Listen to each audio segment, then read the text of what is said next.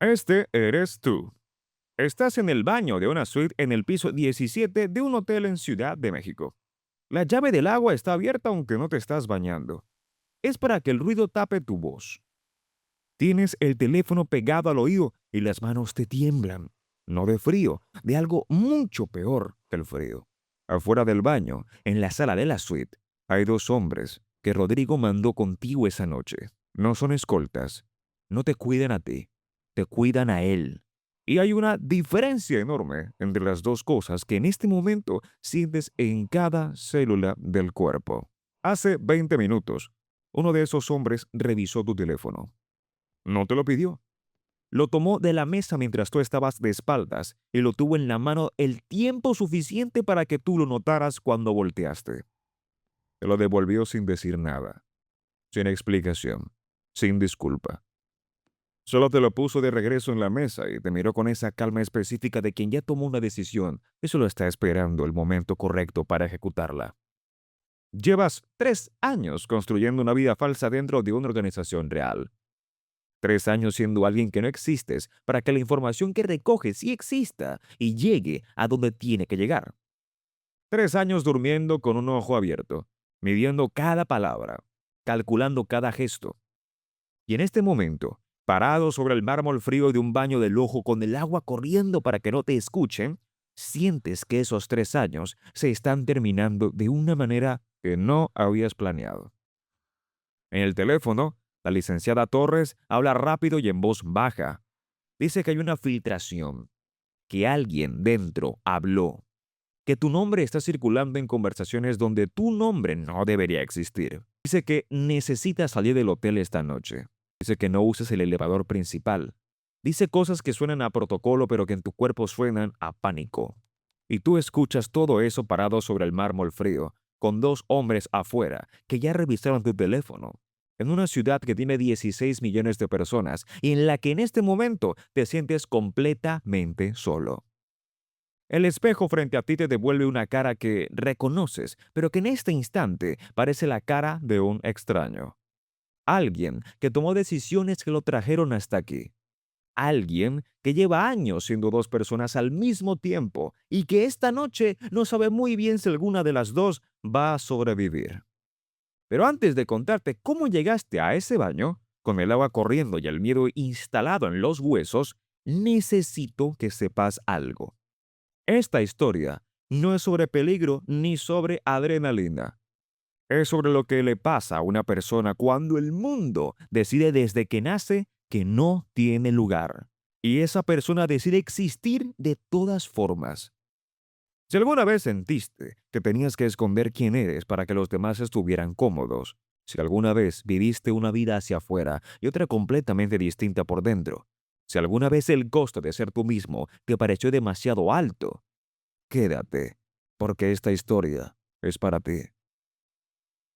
Creciste en Tamaulipas, en un municipio que la mayoría de la gente no puede ubicar en el mapa, pero que todos conocen de nombre porque aparece en las noticias por las razones equivocadas. Una ciudad mediana, ni tan chica que todo el mundo se conozca, ni tan grande que puedas perderte. El tipo de lugar donde el vecino sabe a qué hora llegas, con quién vas y qué cara traes. El tipo de lugar donde las preguntas que no se hacen pesan más que las que sí se hacen. Tu papá se llamaba Gerardo, mecánico, hombre de manos negras de aceite y silencios largos, de esos que no eran malos, sino de otra época, de otra escuela, de los que aprendieron que los sentimientos se guardan adentro y punto, que mostrarlos era debilidad y la debilidad no tenía lugar en una casa con hombres. Tu mamá se llamaba Remedios, pero en la colonia le decían Reme, costurera, levantada antes que el sol, dormida después de todos, de esas mujeres que sostienen una familia entera con hilo y voluntad y que nunca se quejan porque quejarse tampoco tenía lugar, que había que seguir y seguir sin preguntar para qué. Tenías dos hermanos mayores, Roberto y César. Fútbol, amigos, novias desde los 14.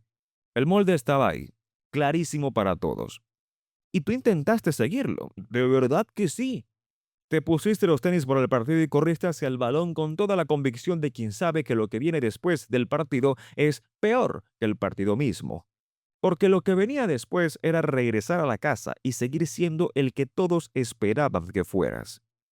Y a los 12 años ya sabías, con esa claridad incómoda que no le puedes explicar a nadie, que no lo eras. No tenías palabras todavía. Solo tenías esa sensación de que algo en ti no encajaba en el espacio donde te habían puesto. Y que no encajar en tu colonia no era una excentricidad, sino un peligro real y cotidiano. A los 14, tu mejor amigo se llamaba Sebastián, hijo de un contador, lentes de armazón grueso. Le gustaba leer y nunca le interesó el fútbol. Era el único con quien no tenías que fingir del todo, no porque supiera tu secreto, sino porque él también tenía el suyo. Era demasiado sensible para ese mundo, y los dos lo sabían sin decirlo, sin necesitar nombrarlo, porque nombrarlo hubiera sido peligroso. Un día, en la secundaria, alguien escribió en el pizarrón una palabra dirigida a Sebastián. Una palabra que no voy a repetir aquí porque no merece el espacio. Sebastián no volvió a la escuela esa semana, y tú te quedaste callado. No dijiste nada, no defendiste a tu amigo. Y esa cobardía, necesaria para sobrevivir, te dolió más que cualquier golpe físico que te hubieran podido dar. Eso es lo que nadie te cuenta sobre crecer siendo diferente en un lugar que no tolera la diferencia. El daño más profundo no te lo hacen los demás. Te lo haces tú mismo cada vez que te tragas quién eres para que otros estén tranquilos. Tu papá Gerardo nunca habló del tema directamente, pero una vez, viendo las noticias, se refirió a un hombre que salía en pantalla con un desprecio tan natural, tan sin pensarlo, tan integrado a su manera de ver el mundo, que te quedó claro que en ese instante, que esa conversación nunca iba a poder existir entre ustedes. Tu mamá Reme era más suave, pero también era de las que decían que hay cosas que se arreglan rezando y que Dios tiene un plan para todos y que uno no debe cuestionarlo. Ninguno de los dos era malo. Simplemente no tenían las herramientas para entenderte. Y tú no tenías las palabras ni la seguridad para explicarte. Así que construiste dos vidas desde muy joven, la de afuera y la de adentro. Y resultó que vivir con esa doble estructura, con esa capacidad de mostrar una cosa y sentir completamente otra sin que se note en la cara, era un talento que más adelante alguien muy peligroso iba a querer aprovechar. Terminaste la preparatoria con buenas calificaciones, porque estudiar era la única forma de estar en silencio sin que te preguntaran qué te pasaba. Entraste a la licenciatura en Ciencias de la Comunicación en la Universidad Pública. Ahí el mundo se abrió un poco. No del todo, pero un poco. Había gente de otros municipios, de otros estados, personas con ideas distintas a las que habías escuchado toda la vida. Fue en segundo semestre cuando conociste a Valentina. No como novia, como cómplice. Era de Monterrey, directa como un golpe limpio. Cortaba el aire con las palabras.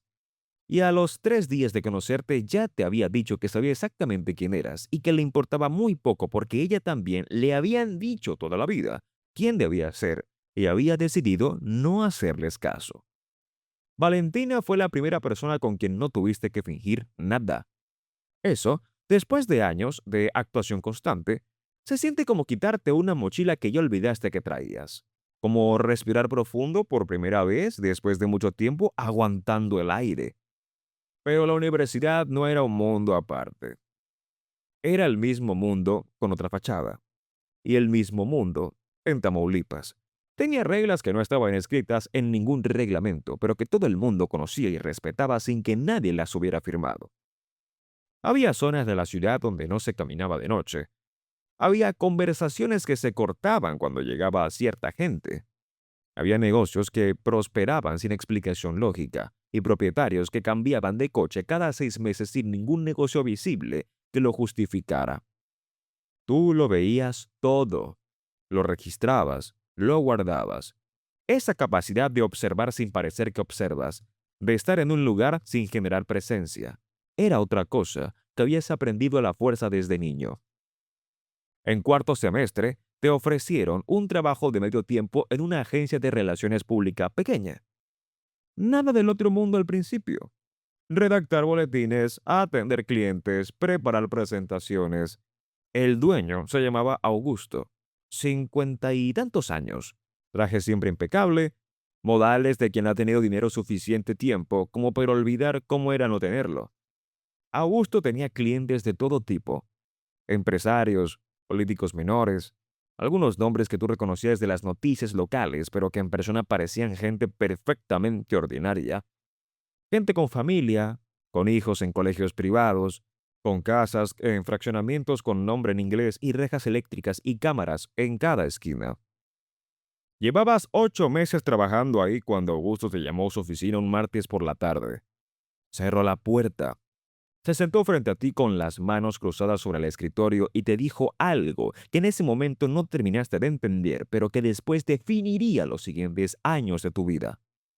Dijo que había personas que lo presionaban para dar información sobre sus clientes, que él no quería problemas, que necesitaba a alguien discreto, inteligente y que supiera moverse en espacios donde no encajara como amenaza.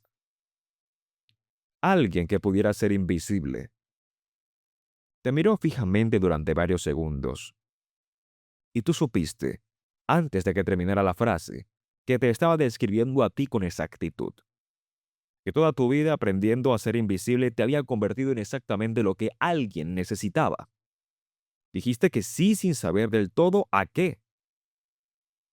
Las primeras semanas fueron cosas pequeñas. Llevar documentos, estar presente en reuniones tomando notas que nadie revisaba, pero que te permitían observar a personas que Augusto necesitaba entender. Escuchar conversaciones de pasillo sin que nadie reparara en que estabas ahí. Pero poco a poco las reuniones cambiaron de lugar. Dejaron de ser en oficinas y pasaron a ser en restaurantes privados, en ranchos a las afueras de la ciudad, en salones traseros de hoteles de carretera donde las cámaras siempre estaban apagadas o tapadas. Y las personas en esas reuniones ya no eran empresarios con traje, eran hombres de pocas palabras. Mirada calculadora y ese silencio específico de quien está acostumbrado a que las cosas se hagan sin necesidad de pedirlas 2 veces. Y que cuando sí las piden, es la única vez que las piden.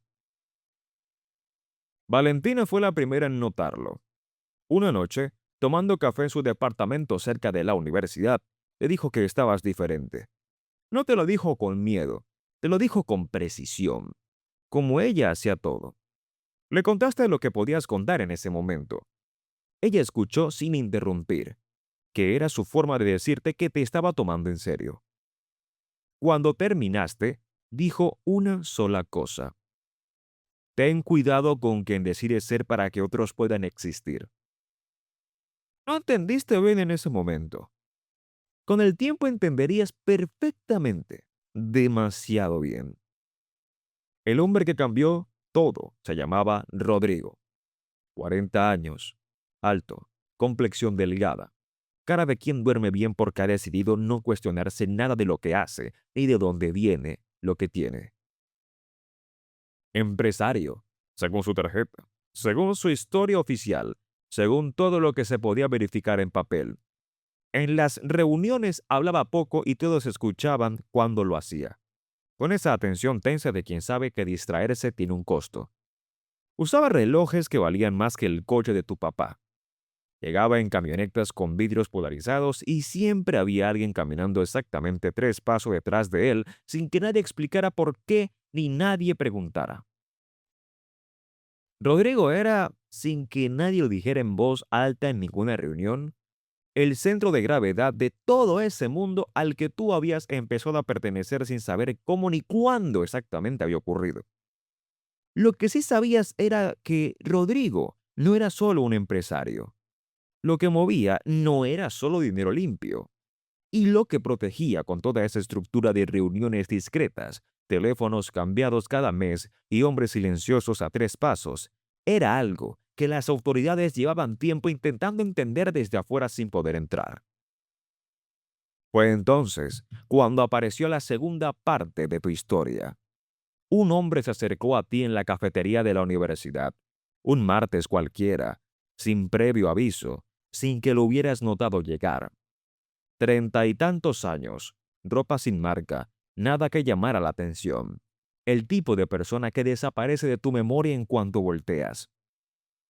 Se sentó frente a ti con un café como si lo hubiera planeado hace tiempo, que si lo había planeado. Dijo tu nombre completo, despacio, como si lo hubiera practicado varias veces. Dijo que ya sabía dónde trabajabas, con quién te reunías y qué estabas viendo en esas reuniones. Y dijo que había una manera de que todo eso sirviera para algo más en el sueldo que Augusto te pagaba. Era de una agencia federal. No dio más detalles de los necesarios. Solo puso una tarjeta con un número sobre la mesa y dijo que tenías 48 horas para llamar o no llamar, y que si no llamabas, él no existía y esta conversación tampoco había ocurrido nunca. Llamaste a las 36 horas. Lo que siguió fue un proceso que nadie en tu colonia, en tu familia, ni en ningún espacio de tu vida anterior podría haber imaginado. Te reuniste 3 veces con ese hombre, cuyo nombre nunca supiste con certeza porque probablemente no era el real. Había una mujer también, la licenciada Torres, 40 años largos, mirada de quien ha procesado cosas que no puede contar y ha aprendido a vivir con eso. Ellos te explicaron lo que necesitaban: información, nombres, fechas, movimientos, conexiones, nada que requiera hacer nada espectacular, solo seguir siendo lo que ya eras: invisible, observador, discreto, solo que ahora con un propósito que iba más allá de ti mismo. Te dijeron que el riesgo era real y permanente. Te dijeron que si alguien descubría lo que estabas haciendo, la agencia no podía protegerte públicamente, que los tiempos de una operación así no se podían comprometer por una persona. Te dijeron que tenías la opción de decir que no y que nadie te presionaría. Y tú pensaste en Sebastián y en la palabra escrita en el pizarrón. Pensaste en tu papá con sus silencios y en tu mamá rezando cosas que no alcanzaban a resolver lo que tenía que resolverse. Pensaste en todos los años que habías vivido siendo alguien que no eras para que otros estuvieran cómodos. Y pensaste que quizás había una forma de usar todo ese entrenamiento involuntario, toda esa vida entera de actuar, para algo que valiera la pena de verdad. Dijiste que sí. Los primeros meses dentro del círculo de Rodrigo como informante fueron una prueba de equilibrio que no tenía red de protección visible. Tenías que ser suficientemente útil para que te siguiera incluyendo, pero suficientemente pequeño para que nadie te tomara en cuenta como variable de riesgo. Aprendiste a hacer preguntas que parecían conversación casual. Aprendiste a recordar números, fechas y nombres sin anotarlos porque anotar era demasiado peligroso. Aprendiste a leer el estado de ánimo de una habitación completa antes de entrar a ella. Cosas que, si te detienes a pensarlo, llevabas aprendiendo sin quererlo desde los 12 años. Rodrigo empezó a buscarte directamente después de algunos meses. Al principio, para encargos que parecían simples: redactar comunicados, preparar materiales para reuniones con gente de negocios que venía de otros estados, construir narrativas que hicieran ver ciertas cosas de cierta manera. Rodrigo era inteligente, mucho más de lo que su imagen de hombre poderoso sugería. Sabía que la fachada era tan importante como el fondo, y que alguien que supiera construir narrativas convincentes era un recurso valioso. Tú construías narrativas desde que tenías memoria, solo que antes las construías para sobrevivir tu propia vida cotidiana. Había lujos que no habías imaginado nunca desde el municipio de Tamaulipas donde creciste. Cenas en restaurantes donde el menú no tenía precios porque la pregunta no era cuánto cuesta, sino qué quieres y qué más quieres. Viajes en aviones privados a Ciudad de México, a Monterrey, a Guadalajara, una vez hasta Miami. Hoteles donde la habitación más sencilla costaba lo que tu familia tardaba 3 meses en juntar. Ropa que Rodrigo mandaba a comprar para ti antes de ciertas reuniones, porque la imagen era parte del trabajo y la imagen tenía que ser impecable. Tú llevabas ese lujo puesto como se lleva un disfraz muy caro, sabiendo que debajo seguía siendo exactamente el mismo de siempre. Valentina lo notaba cada vez que te veía, que era menos seguido porque las distancias y los horarios lo hacían difícil. No decía nada directamente durante un tiempo, pero una noche sí. Dijo que esperaba que supieras que ese mundo no era gratis, aunque pareciera serlo, que nada que brilla si viene sin un costo que tarda en hacerse visible. Le dijiste que lo sabías. Y era verdad, lo sabías. Cada cena, cada vuelo, cada traje venía con un costo invisible que se iba acumulando en algún lugar que todavía no podías ver con claridad, pero que sentías ahí, presente, creciendo. Rodrigo nunca supo quién eras de verdad. Nadie en ese círculo lo sabía. Y eso era una protección. Pero también era la versión más extrema y más sofisticada de algo que habías vivido toda tu vida. Ser aceptado solo por lo que no sabían de ti. El precio de pertenecer seguía siendo el mismo de siempre. Seguir siendo nadie en lo que más importaba. Hubo una noche en Monterrey, en una suite de un hotel con vista panorámica a la ciudad, donde Rodrigo habló más de lo normal. Había tomado tequila añejo de una botella que costaba más que un mes de trabajo de tu papá, Gerardo, en el taller. Habló de su familia, de sus hijos pequeños, de cómo quería que tuvieran una vida diferente a la suya, pero que ya no sabía cómo salirse del carril donde estaba porque había demasiadas personas que dependían de que siguiera en él. Era un hombre atrapado en su propio poder, que es uno de los tipos de trampa más difíciles de ver desde afuera. Y tú lo escuchabas con la parte de ti que sabe escuchar de verdad, mientras la otra parte registraba todo porque eso era lo que debías hacer y lo que habías prometido hacer. Esa noche, solo en tu cuarto del mismo hotel, mirando el techo blanco, te preguntaste si lo que hacías era correcto. No en términos legales ni estratégicos, en términos simplemente humanos. Rodrigo era parte de algo que causaba daño real a personas reales. Eso estaba absolutamente claro. Pero también era un hombre de carne, con dudas, con hijos que no habían pedido nacer donde nacieron ni con quién nacieron. Igual que tú, igual que casi todos. Esa pregunta no tenía respuesta fácil y decidiste cargarla sin resolverla porque a veces las preguntas importantes no se resuelven, simplemente se cargan y se sigue caminando. La licenciada Torres se reunía contigo cada 3 semanas en lugares distintos cada vez. Una vez en el estacionamiento de un centro comercial, otra en una sala del aeropuerto entre vuelos, otra en un café de cadena donde nadie mira a nadie porque todos están mirando sus teléfonos. Te daba instrucciones y tú le dabas información. Era un intercambio frío, profesional, sin afecto visible. Pero una vez, solo una, al final de una reunión especialmente larga y tensa, dijo algo que claramente no era parte del protocolo.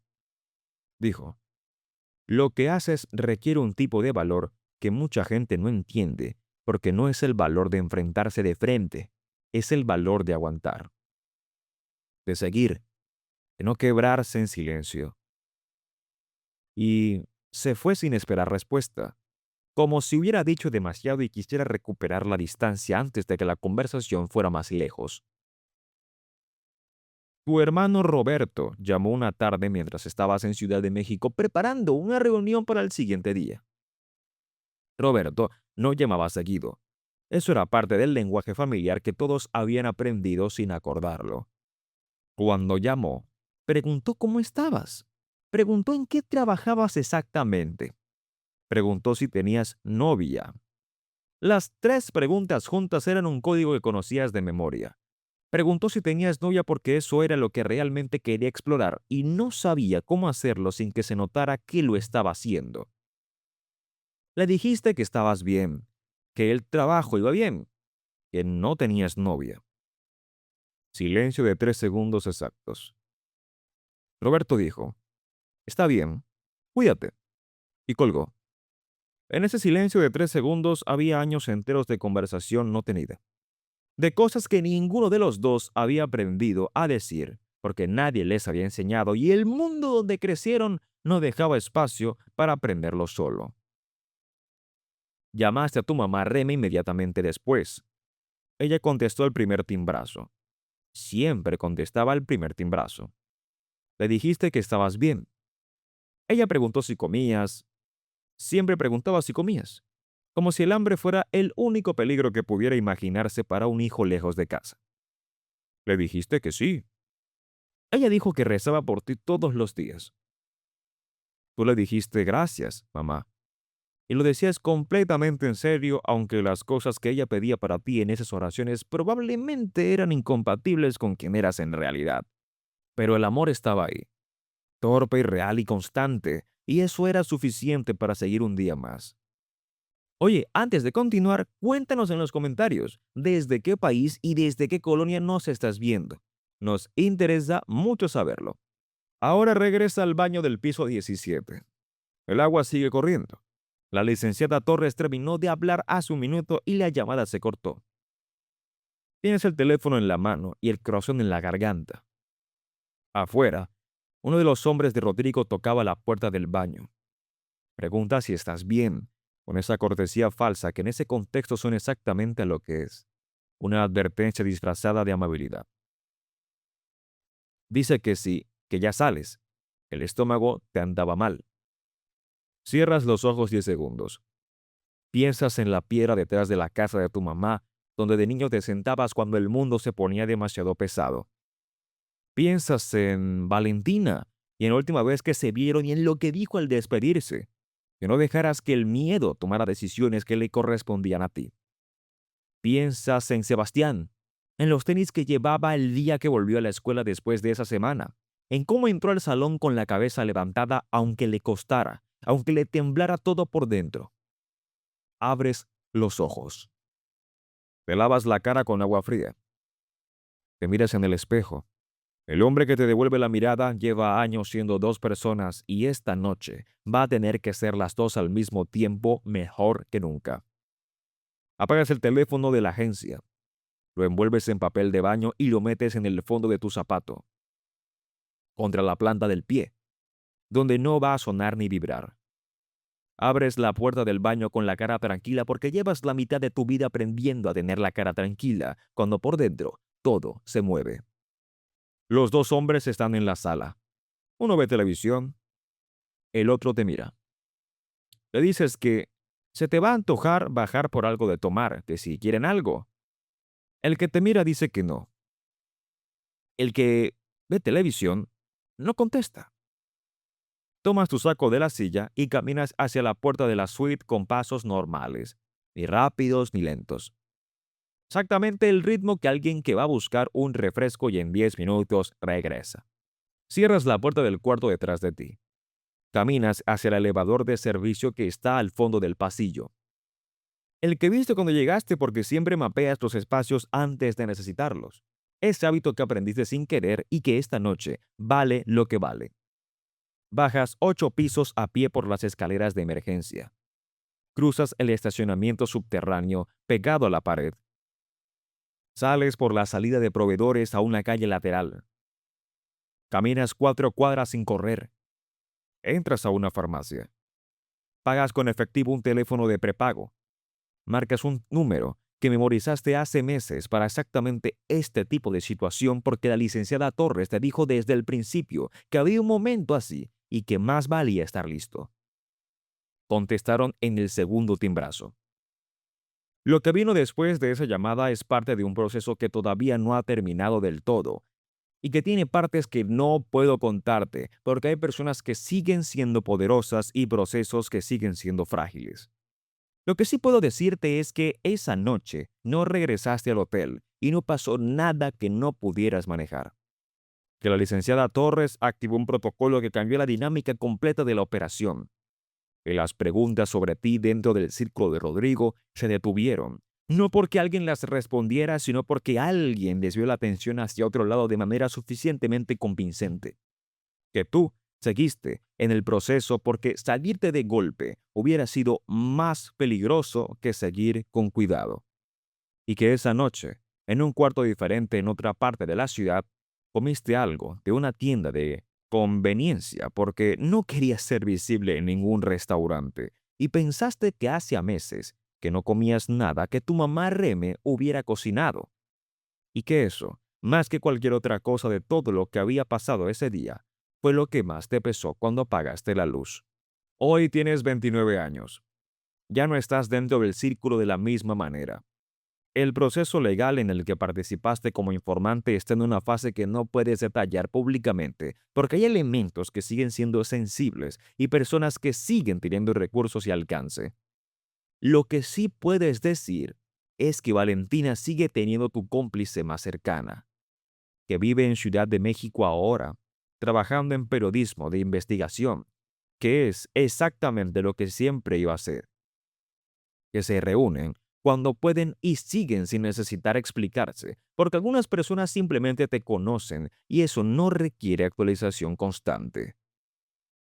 Que tu papá Gerardo no sabe nada de lo que viviste estos años, que tu mamá Raime sigue rezando y levantándose temprano y preguntándose si comes, que tu hermano Roberto, en una llamada reciente no esperabas que ocurriera así, dijo algo que tardó demasiado en llegar pero que llegó. Dijo que si algún día querías contarle algo, cualquier cosa, él iba a escuchar, sin condiciones, sin preguntas previas, solo iba a escuchar. 3 palabras sencillas que tardaron 29 años en encontrar el camino de su boca a tu oído y que llegaron. Y eso tiene que contar para algo, porque en este tipo de historias lo que llega tarde también cuenta. Que aprendiste que vivir una doble vida no te hace misterioso, te hace alguien que sobrevivió usando los espacios que el mundo le dejó disponibles, que no eran muchos ni cómodos, que la identidad no es algo que lo muestras, es lo que resguardas cuando todo lo demás se vuelve y amenaza con llevarse todo. Que hay una diferencia enorme entre esconderse por miedo y moverse con estrategia. Y que el miedo te lo impusieron desde afuera, pero la estrategia la construiste tú, con lo único que siempre tuviste con certeza: tu inteligencia, tu memoria, tu capacidad de ser invisible y tu decisión de que esa invisibilidad sirviera para algo real. No tienes certeza de que todo salió bien ni de que todo saldrá bien porque la incertidumbre es parte del precio que se paga y nadie te da garantías. Pero sí tienes algo que a los 12 años, viendo a Sebastián no regresar a la escuela esa semana, no creías que ibas a tener. La certeza de que exististe, en tus propios términos, aunque nadie lo viera, aunque nadie lo supiera, aunque te costara más de lo que jamás esperabas pagar cuando dijiste que sí aquella primera vez. La única manera de seguir siendo tú mismo en un mundo que te pide que seas otro es saber, con claridad absoluta, qué parte de ti no está en venta. Todo lo demás se negocia según las circunstancias. Esa parte, nunca. Si esta historia te llegó de alguna forma, si en algún punto reconociste algo de tu propia vida en este hombre que aprendió a existir en los márgenes y a convertir esa existencia en algo útil, suscríbete al canal. Aquí hay más historias de personas reales que sobrevivieron lo que nadie debería tener que sobrevivir y que lo hicieron a su manera, sin pedir permiso. No te las pierdas.